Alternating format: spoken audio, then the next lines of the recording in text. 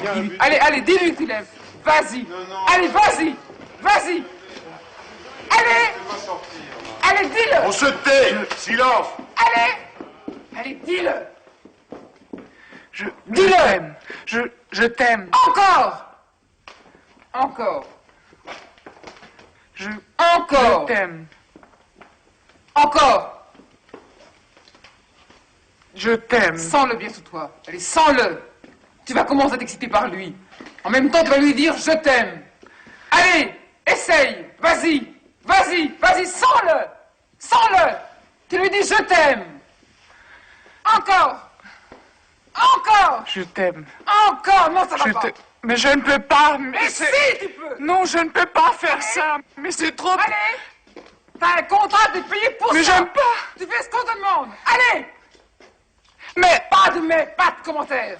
Allez, vas-y. Voilà. Sens-le bien. Sens-le. Bien. Mais si de la vie tu l'aimes. Allez, vas-y. Encore. Bien. Encore. Allez, dis-lui que tu l'aimes. Allez. Je t'aime. Encore. Vas-y.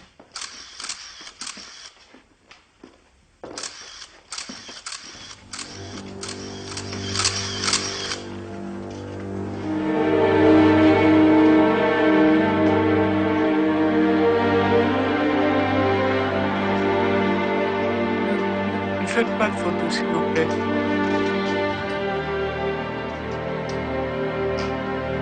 Non, je suis une comédienne, vous savez, je sais faire des trucs bien. Ça ici, je le fais pour bouffer. C'est tout, alors ne faites pas de photos. Qui c'est celui-là? Bonjour à tous, aujourd'hui nous allons parler de La Nuit américaine. Il s'agit d'un roman de Christopher Frank publié en 1972.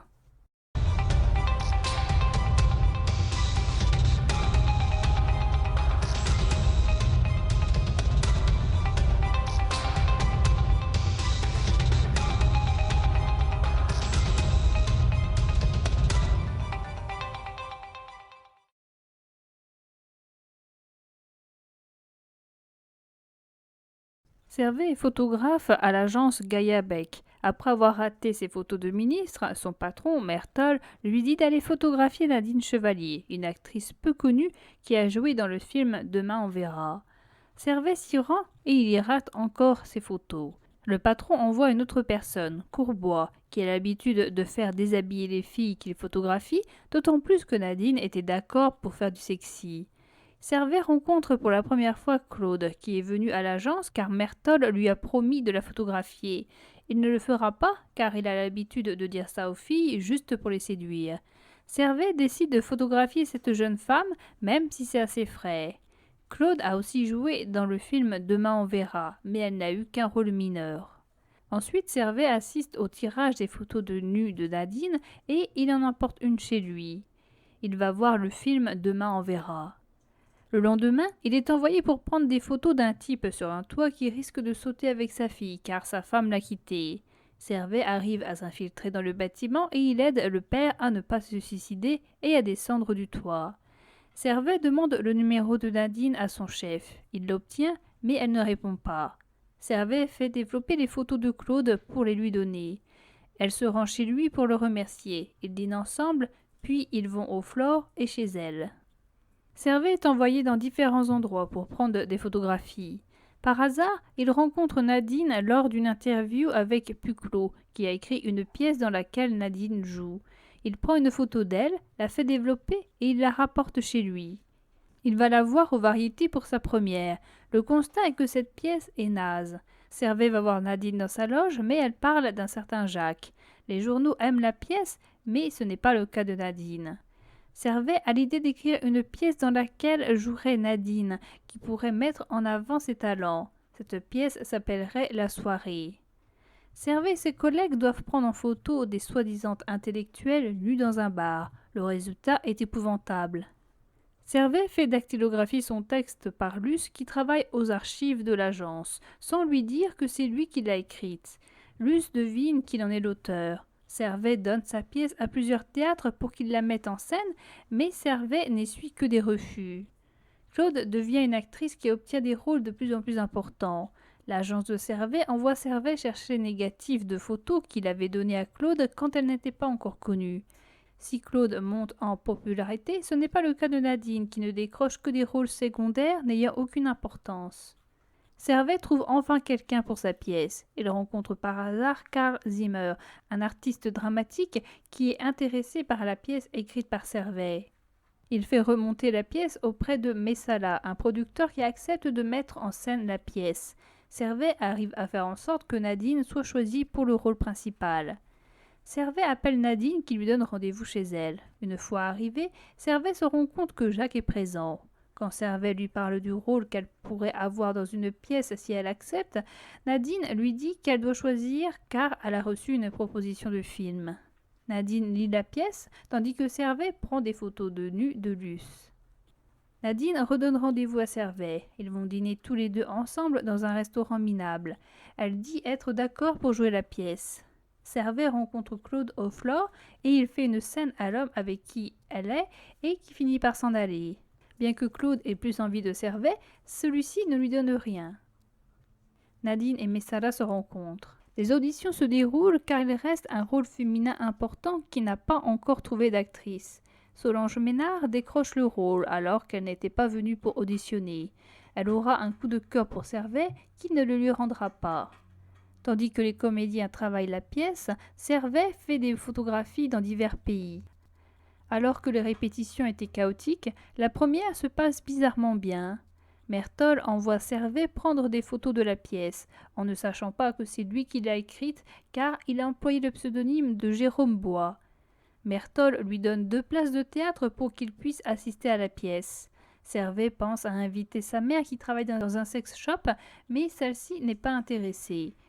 Il invite finalement Luce. Il ne s'intéressera pas à elle durant la pièce, mais il sera comme hypnotisé par Nadine. Il entrera même dans sa loge. Servet amène Nadine chez lui. Servet renonce à lui faire l'amour quand il sent que Nadine n'y est pas. Le lendemain, Servet reçoit un coup de fil. Un de ses amis, Raymond Lapade, est à l'hôpital et il va bientôt décéder car il est malade à cause de l'alcool. Servet s'y rend et Raymond lui demande de s'occuper de sa chienne, Dalila, qu'il a lui-même recueillie. Servet se rend à l'appartement de Raymond et amène la chienne chez lui. Il passe ensuite au théâtre voir Nadine. Quand la pièce commence, son ami Raymond meurt. Quand Servet entre dans la loge de Nadine, celle-ci est nue et elle est en compagnie de Jacques. La pièce ne fait que 8 représentations. Au théâtre, Servet croise Luce qu'il ramène chez lui. Steiner, un autre ami de Servet et un économiste qui n'a plus rien écrit depuis des années, vient dans son appartement, puis il repart avec la chienne Dalila après que Servet le lui ait proposé. Jacques se suicide en avalant des pilules. Il choisit de mourir au cinéma durant la projection d'un documentaire. Tandis que Steiner promène Dalila dans la rue, un accident se produit. La chienne se fait renverser par une voiture. Steiner veut apporter des soins à Dalila et il l'emmène voir un vétérinaire. Steiner doit payer une opération coûteuse à l'animal, ce qu'il n'hésite pas à faire. La chienne reste paralysée des pattes arrière et on ne sait pas si elle pourra un jour remarcher. Servet, inquiet de ne pas voir son ami Steiner au restaurant, va le voir chez lui. Il voit l'état de la chienne qui, ne pouvant plus utiliser ses pattes arrière, se traîne et abîme sa peau. Il appelle Luce pour qu'elle tricote des chaussettes pour chien.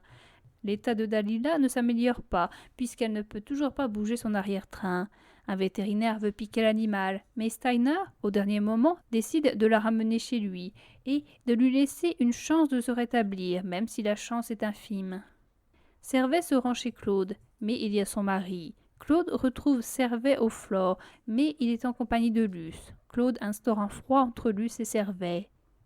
Julien Biane, qui possède une galerie, est blasé des œuvres qu'il expose. Il est admiratif des photographies de Servet et il lui propose d'exposer ses photos. Servet est d'accord. Nadine recherche du travail et elle passe des auditions. Elle se rend chez Michel Bagnier, qui n'a pas de rôle pour elle, mais qui lui conseille de voir Valmont pour doubler Jane Fonda. Finalement, Nadine est appelée par Bagnier pour un rôle dans un film qui s'intitule Les Petits Pas. Le tournage va se dérouler en Espagne. Claude joue également dans ce film, c'est elle qui a obtenu le rôle principal. Servet est envoyé sur le lieu de tournage pour prendre en photo Claude.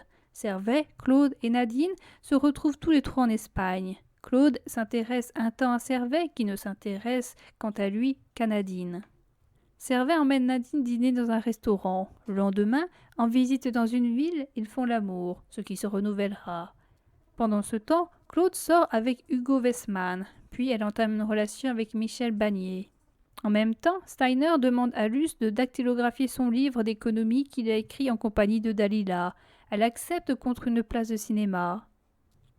Servet retourne à Paris. Nadine rentre elle aussi à Paris. Elle reçoit une proposition pour jouer dans une pièce de Germain Pilard. Elle aperçoit les photos de Servet la mettant en scène et qui sont exposées dans la galerie de Julien.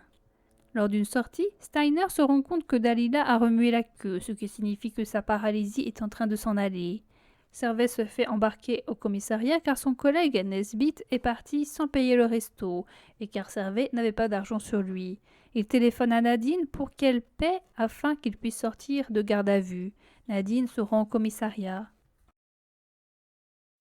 Le premier fil qui parcourt le roman est le fait de raconter des vies de personnages qui voudraient vivre une autre vie, mais qui, pour tout simplement survivre, sont obligés d'effectuer des travaux qui ne les intéressent pas ou les rebutent. Nadine doit ainsi jouer dans des films ou dans des pièces qu'elle juge sans intérêt. Servet doit photographier des scènes de nus glauques ou des scènes qui pourraient faire sensation pour calmer le voyeurisme des gens. Claude, pour son premier rôle, n'a qu'une petite scène à tourner sans intérêt. Le second fil peut être l'amour entre Nadine et Servet. Ce fil existe déjà au début du roman où Servet, fatigué de sa nuit à guetter la sortie des ministres de l'Assemblée nationale, est envoyé chez Nadine, qu'il ne connaissait même pas, pour la photographier. Cette histoire va jusqu'au départ de Nadine qui va rejoindre Servet au commissariat à cause d'une facture impayée. Ceux qui permettent ou ne permettent pas les choses sont ceux d'en haut, les producteurs, les réalisateurs, les critiques dans les journaux. Ils sont, pour la plupart loufoques, jugeant les pièces avec un œil bizarre ou ne s'y intéressant même pas. Ce sont pourtant eux qui permettent de monter une pièce, et les journaux sont capables d'influencer les lecteurs quant à une œuvre. Les journaux, par ailleurs, dans le roman, n'encensent que les pièces qui n'ont pas d'intérêt.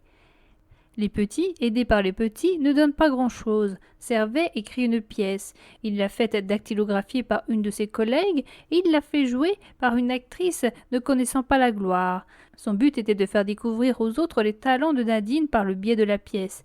Mais cela ne fonctionne pas. La pièce ne fait que quelques représentations. Les critiques descendent ce Jérôme Bois. Au final, il n'y a que les petits pour apprécier l'art des petits. Un temps. Elle reprenait son souffle. Servet alluma une cigarette. Mais on ne peut quand même pas continuer à faire évoluer des personnages dans un salon, des personnages qui ont peut-être existé, mais qui ne représentent plus rien aujourd'hui. Pour toi ? Comment ça ?